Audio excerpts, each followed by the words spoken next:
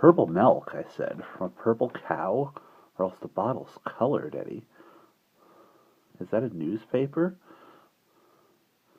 It was. I strained my eyes to read the headlines. Extra was spelled redly across the sheet in huge letters, nearly a 16th of an inch high. Extra. Fotspa moves on tour. It was all we could make out. I put the cretonne gently back over the cage. We went down to Terry's for breakfast while we waited for the bus. When we rode home that night, we knew what our first job would be. We let ourselves into the house, discovered that Mr. Henchard hadn't come back yet, switched on the lights in his room, and listened to the noises from the birdcage. "Music," Jackie said. It was so faint I scarcely heard it.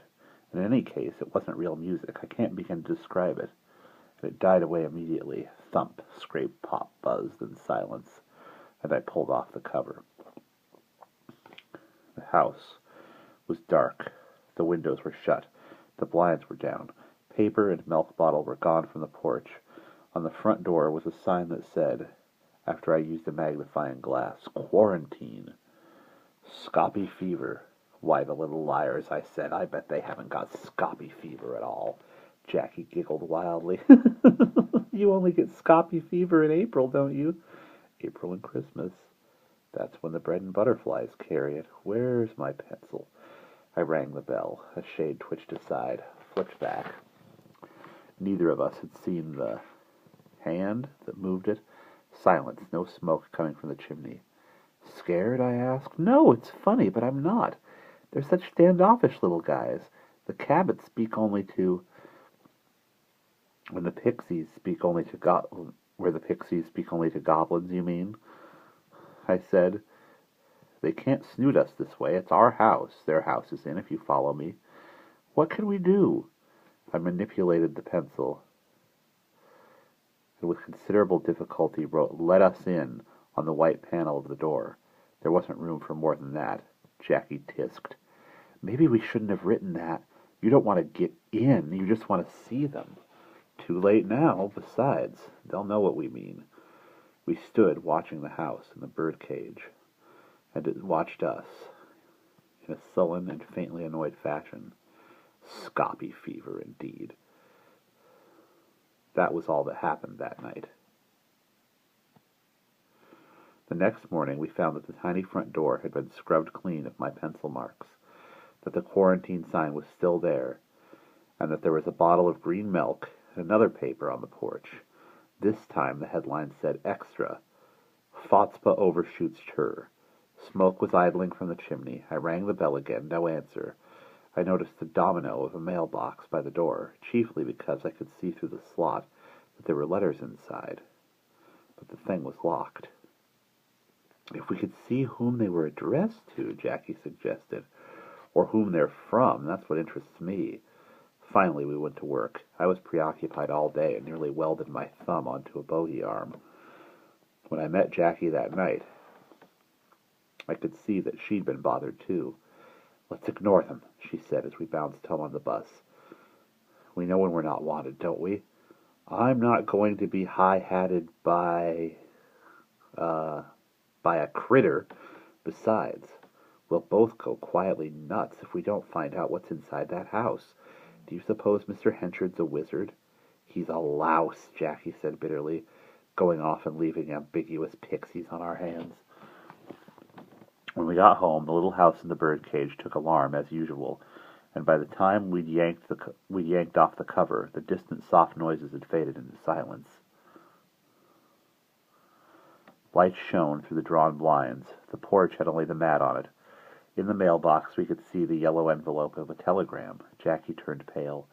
"It's the last straw," she insisted. "A telegram." "It may not be." It is, I know it is. Aunt Tinkerbell's dead. Or Iolanthe's coming for a visit." "The quarantine sign's off the door," I said. "There's a new one. It says wet paint." "Well, you will scribble all over that nice clean door." I put the cretonne back, turned off the light switch, and took Jackie's hand. We stood, waiting. After a time, something went bump, bump, bump, and then there was a singing like a tea kettle. I heard a tiny clatter. Next morning, there were 26 bottles of yellow milk, bright yellow, on the front porch, and the Lilliputian headline announced, "Extra, Tur slides toward Fatspa." There was mail in the box, too, but the telegram was gone. That night, things continued much as before. When I pulled the cloth off, there was a sudden furious silence. We felt that we were being watched around the corners of the miniature shades. We finally went to bed, but in the middle of the night I got up and took another look at our mysterious tenants. Not that I saw them, of course, but they must have been throwing a party, for bizarre small music and wild thumps and pops died into silence as I peeked. In the morning, there was a red bottle and a newspaper on the little porch. The headline said, "Extra, Fatspa goes up." My work's going to the dogs, I said. I can't concentrate for thinking about this business and wondering. Me too, we've got to find out somehow. I peeked. The shade came down so sharply that it almost tore free from its roller. "Do you think they're mad?" I asked. "Yes," Jackie said, "I do. We must be bothering the very devil out of them. Look. I bet they're sitting inside by the window, boiling mad, waiting for us to go away. Maybe we better go. It's time for the bus anyway." I looked at the house, and the house, I felt, looked at me with an air of irritated and resentful fury. Oh well, we went to work. We were tired and hungry when we got back that night.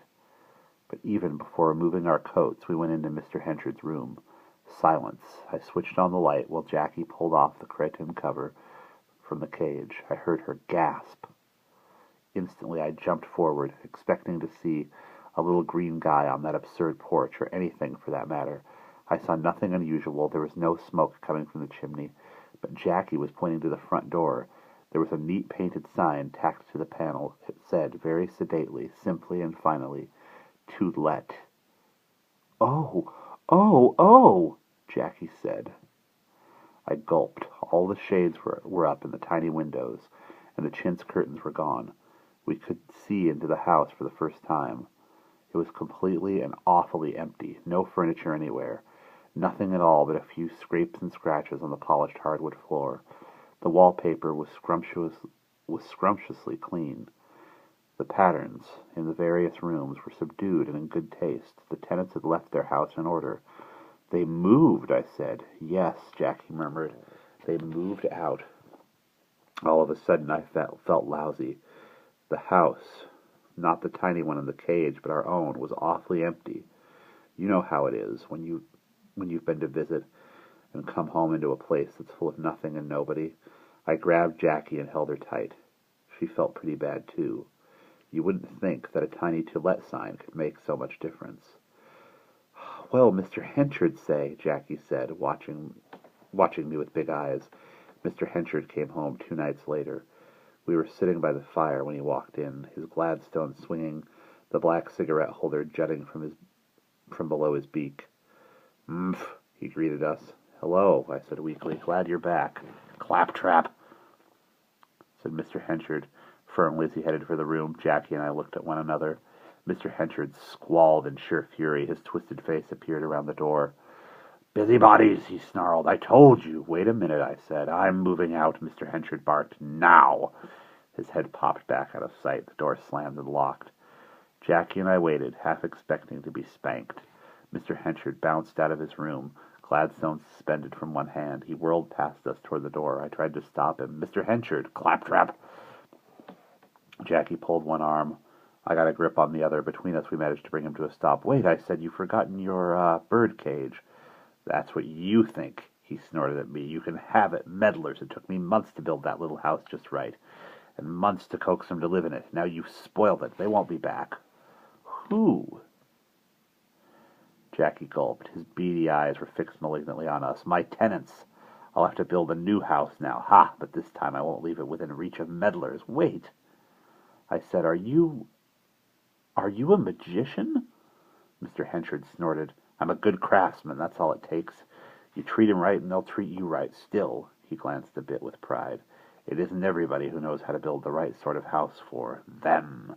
He seemed seemed to be softening, but my next question aroused him again. "What were they?" I snapped.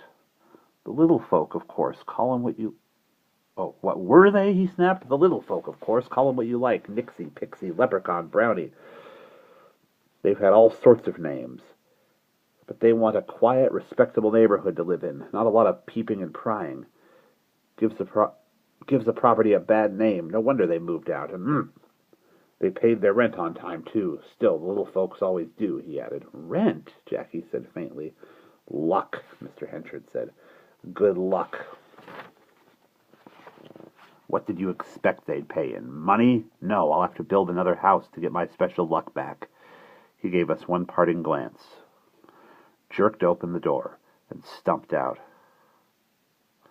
We stood looking after him. The bus was pulling into the gas station down the slope, and Mr. Henchard broke into a run.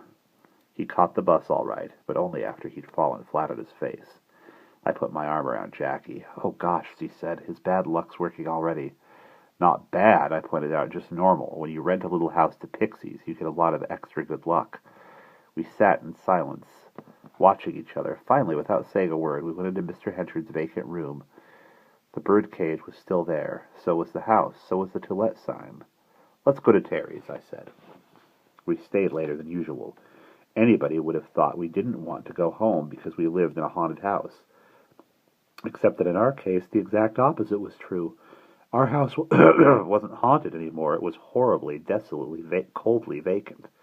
I didn't say anything till we'd crossed the highway, climbed the slope, and unlocked our front door. We went, I don't know why, for a final look at the empty house. The cover was back on the cage where I'd replaced it, but thump, rustle, pop, the house was tenanted again. We backed out and closed the door before we breathed. "No," said Jackie. "We mustn't look. We mustn't ever look under that cover." "No," I said. "Who do you suppose?" We got a very faint murmur of what seemed to be boisterous singing. That was fine. The happier they were, the longer they'd stay. When we went to bed, I dreamed that I was drinking beer with Rip Van Winkle and the dwarves. I drank 'em all under the table. It was unimportant that the next morning was rainy. We were convinced that bright yellow sunlight was blazing in through the windows. I sang under the shower. Jackie burbled inarticulately and joyously. We didn't open Mr. Henchard's door. "Maybe they want to sleep late," I said. It's always noisy in the machine shop, and a hand truck load of rough cylinder casings going past doesn't increase the din noticeably. At 3 o'clock that afternoon, one of the boys was rolling the stuff along toward a storeroom, and I didn't hear it or see it until I'd stepped back from my planter, cocking my eye at its adjustment. Those big planters are minor juggernauts. They have to be bedded in concrete, in heavy, thigh-high cradles on which a heavily weighted metal monster, the planter itself, slides back and forth. I stepped back, saw the hand truck coming, and made a near waltz turn to get out of its way. The boy with the hand truck swerved, the cylinders began to fall out, and I took an unbalanced waltz step that ended with my smacking my thighs against the edge of the cradle and doing a neat, suicidal half-somersault. When I landed, I was jammed into the metal cradle. I looked at the planter as it zoomed down on me. I've never in my life seen anything move so fast. It was all over before I knew it. I was struggling to bounce myself out. Men were yelling. The planter was bellowing with a bloodthirsty triumph. And the cylinder heads were rolling around underfoot all over the place. Then there was the cracking, tortured crash of gears and cams going to pieces. The planter stopped. My heart stopped. After I'd changed my clothes, I waited for Jackie to knock off. Rolling home on the bus, I told her about it. Pure dumb luck, or else a miracle. One of those cylinders bounced into the planter in just the right place. The planter's a mess, but I'm not. I think we ought to write a note of thanks to our tenants. Jackie nodded with profound conviction. It's the luck they pay their rent in, Eddie. I'm glad they paid in advance, too. And there we will pause.